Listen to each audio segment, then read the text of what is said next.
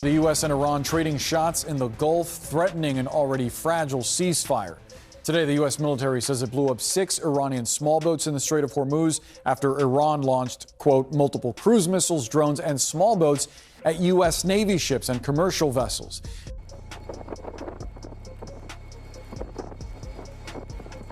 At 0647 local time, 60 Iranian boats enter the water. The USS Dwight D. Eisenhower does not know this yet. She is moving at 5 knots through the Strait of Hormuz, 1,092 feet of nuclear-powered aircraft carrier threading the narrowest choke point on Earth. Built at a cost of $4.5 billion in today's money, carrying 44F divided by a -18E and F Super Hornets at $67 million each, 5 EA, 18G Growler electronic warfare jets at $68 million each, 2 nuclear reactors that will not need refueling for 20 years, and 5,000 sailors who are currently doing exactly what they were trained to do inside a corridor 21 nautical miles wide at its narrowest point. The shipping lanes compress that to roughly 6 miles of navigable channel. A carrier strike group threading those lanes is the naval equivalent of driving a freight train through a revolving door. 11 nautical miles northeast of the carrier's projected track, at a sun-bleached concrete pier in Bandar Jaz, the boats are already moving. They left in pairs beginning at 0620 local time. A mix of Iranian-built Paycap-class fast inshore attack craft, 46 feet long, twin diesel waterjet engines, capable of 52 knots, roughly 60 miles per hour on flat water, carrying either 2 Naser-1 anti-ship cruise missiles or a single torpedo tube. Alongside them, smaller Ashura-class boats carrying rocket-propelled grenades, DSHK 12.7mm heavy machine guns, and in several cases, nothing but speed. Their job is not to shoot. Their job is to exist in the same water at the same time in numbers large enough to make targeting decisions take 4 seconds longer than they should. The Paycap costs approximately $500,000 per unit. The Naser, 1 missile it carries costs roughly $200,000. The entire 60-boat swarm approaching the Eisenhower that morning totals approximately $1.5 million.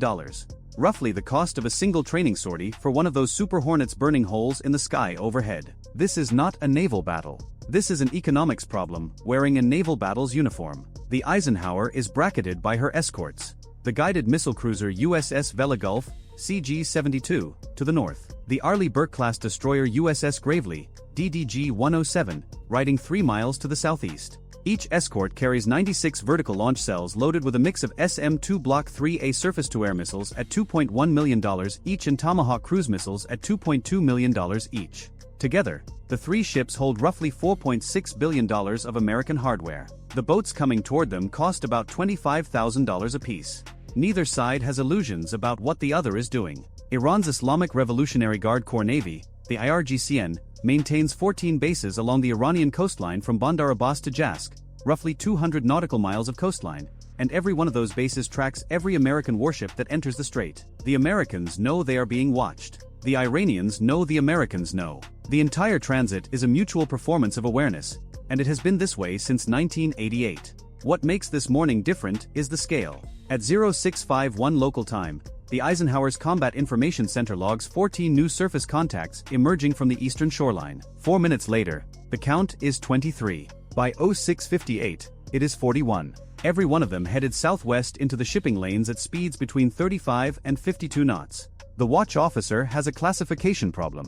The Strait of Hormuz sees roughly 17 million barrels of oil pass through it every day, carried by tankers, serviced by tugs, surrounded by fishing vessels and Coast Guard cutters from Oman and the UAE. On any given morning, the surface picture contains 200 to 400 contacts.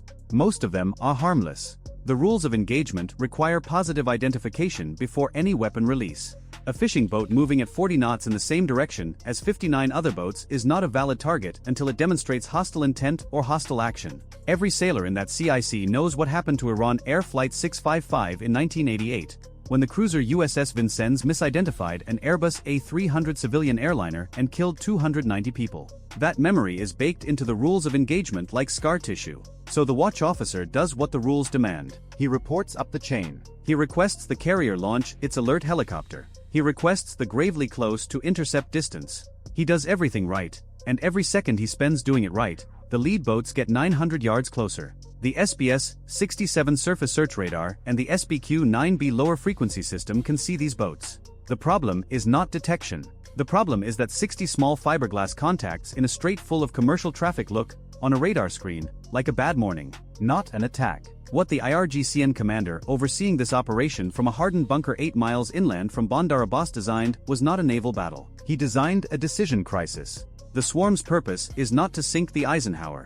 No one in Tehran believes 60 speedboats will sink a nuclear carrier. The swarm's purpose is to force 5,000 Americans to make 60 targeting decisions in under 3 minutes while transiting a choke point too narrow to maneuver, too shallow to accelerate, and too politically sensitive to abandon. If one of those decisions is wrong, if a fishing boat burns, if a civilian dhow takes a burst of 20 mm, the operation has already succeeded. The weapon is not the boat.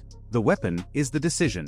What the IRGCN commander did not know was that 45 minutes before his first boats cleared the harbor at Jask, a U.S. Navy P-8A Poseidon maritime patrol aircraft flying at 28,000 feet, 140 nautical miles to the southwest, had already catalogued every boat in every harbor along the Iranian coast. Its APS-154 advanced airborne sensor, a synthetic aperture radar capable of imaging surface contacts at ranges exceeding 200 nautical miles with resolution fine enough to count outboard engines, had transmitted a complete pre-transit surface picture to 5th Fleet headquarters in Bahrain at 0601 local time. When the boats began moving at 0620, the departure was tracked in near real time by a second asset, an MQ-4C Triton unmanned aircraft, wingspan 131 feet, cruising at 56,000 feet, 190 nautical miles to the south. Its APS-3 multifunction active sensor had been painting the Iranian coastline continuously for 11 hours.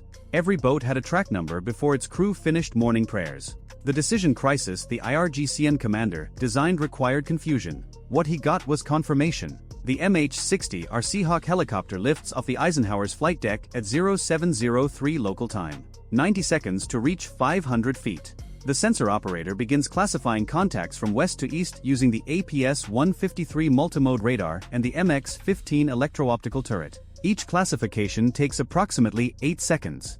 At 8 seconds per contact and 41 contacts at last count, full classification will take roughly 5.5 minutes. By then, the lead boats will be inside 4 nautical miles of the carrier. 5 nautical miles to the north, the Vela Gulf's captain does not wait. He orders his ship to 25 knots on an intercept heading northeast, placing 10,000 tons of guided missile cruiser between the swarm and the Eisenhower's beam. The Vela Gulf carries the Spy-1B phased array radar, 4 fixed panels, each scanning a 90-degree quadrant, designed to track ballistic missiles in the upper atmosphere. It was built to find warheads falling from space at Mach 15, roughly 11,500 miles per hour. Right now, it is trying to distinguish attack craft from fishing boats moving at 60 miles per hour on a surface full of whitecaps. Like using a space telescope to read a license plate in a parking lot at dusk. At 0706 local time, the CIC count reaches 53 surface contacts inbound. 7 more have appeared from the direction of Q-Stack. The swarm has arranged itself in a rough crescent. Its leading edge 6 nautical miles from the Eisenhower. Its trailing boats still 12 nautical miles out. The crescent shape is not accidental. It forces the American escorts to choose which arc to cover. Defending the north exposes the south. Defending the east exposes the northwest. There is no geometry that covers all 60 boats with 3 ships. At 0708, the Eisenhower's captain orders the carrier to increase speed to 12 knots and begin a turn to starboard, angling the bow toward wider water to the south. At 12 knots, a Nimitz-class carrier needs 3,200 yards to complete a 90-degree turn. The shipping lane is 6 miles wide. The turn will eat a third of the available water. Back in the CIC, the intelligence picture from the Poseidon and the Triton has already pre-identified 14 PACAP-class fast attack craft, 22 Ashura-class boats, and 24 unclassified small craft. The Seahawk has now confirmed weapons mounts on 11 of the lead boats. Under the standing rules of engagement, a boat carrying visible weapons moving directly at a U.S. warship at attack speed constitutes demonstrated hostile intent. The watch officer does not need to wait for a missile launch. At 0710 local time, the Gravely fires the first shots. Not a missile. Not the 5-inch gun. The forward Mark 38 Mod 2 chain gun opens at 2,200 yards on 3 lead boats approaching from the east. Each 25mm round costs roughly $35. The first burst, 20 rounds across 4 seconds, tears the bow off a PACAP-class boat at an angle that flips the wreckage sideways into the boat running beside it. 2 boats removed for $700 in ammunition. A ship worth $2.2 billion just defended itself with the cost of a decent dinner. The swarm reacts. It was trained to react. 18 boats break south, accelerating to 52 knots on a heading that will put them behind the Eisenhower stern within 4 minutes. 12 continue toward the Gravely, spacing out to 300-yard intervals to complicate targeting. The remaining boats compress the northern crescent toward the Vela Gulf. At 0712 local time, the first Nazer-1 anti-ship cruise missile launches from a Paycap-class boat in the Eastern Group, 4.1 nautical miles from the Gravely. The missile drops off its rail, ignites its solid rocket booster, and accelerates to Mach 0.98, roughly 680 miles per hour, at an altitude of 15 feet above the wave tops. Time to impact at that range, approximately 22 seconds. The Gravely's radar locks it before the booster finishes burning. The Phalanx CWS, a white dome the size of a dumpster bolted to the ship's superstructure, fully automated, no human in the loop, swivels and fires. Its 20mm tungsten rounds create a wall of metal in the missile's flight path. The Nazer-1 flies into that wall at 680 miles per hour and disintegrates 800 yards from the ship's hull. Total engagement time, 6 seconds. Total ammunition cost, approximately $2,400. The missile it killed cost $200,000. The economics just inverted, and this time they favor the Americans. But the Phalanx carries 1,550 rounds. At 4,500 rounds per minute, that is roughly 20 seconds of trigger time total. One engagement might use 300 rounds. If 5 missiles come simultaneously from different bearings, the math stops working. The IRGCN doctrine calls this a saturation salvo. The idea is as old as naval warfare. Throw more arrows than the other side has shields. 3 more Nazer-1 missiles launch within 8 seconds of each other. All sea skimming, all on different bearings. 2 aimed at the Vela Gulf, 1 at the Gravely. The Vela Gulf's captain makes a decision that will appear in every naval warfare postmortem for the next decade. He does not fire SM-2 missiles. An SM-2 Block 3A costs $2.1 million and is designed to kill aircraft at ranges up to 90 nautical miles. Using it against a $200,000 anti-ship missile at 4 miles is not a weapons employment decision. It is a tax on poor planning. Instead, he relies on his 2 Phalanx mounts and orders the SLQ-32 electronic warfare system into active jamming, a wall of electromagnetic noise across the frequency bands the Nazer-1's active radar seeker uses for terminal guidance. The Nazer-1 seeker head is a derivative of Chinese technology from the early 2000s. Against a modern naval jammer, it has the electronic resilience of a garage door opener. The first missile loses lock at 2,100 yards. It corkscrews right, hits the surface, detonates on impact 400 yards off the cruiser's port beam. The blast kicks a geyser 60 feet high. The second holds lock 3 seconds longer before the forward Phalanx engages and destroys it at 600 yards. The third was targeted poorly and passes 1,200 yards astern without the seeker ever acquiring the ship. The fourth finds the Vela Gulf. It strikes the port side amidships, 6 feet above the waterline, just forward of the number 2 exhaust stack. The 330-pound warhead detonates on contact. The blast tears a hole 12 feet by 8 feet in the hull plating and starts a fire in the auxiliary machinery room. 3 sailors are killed instantly.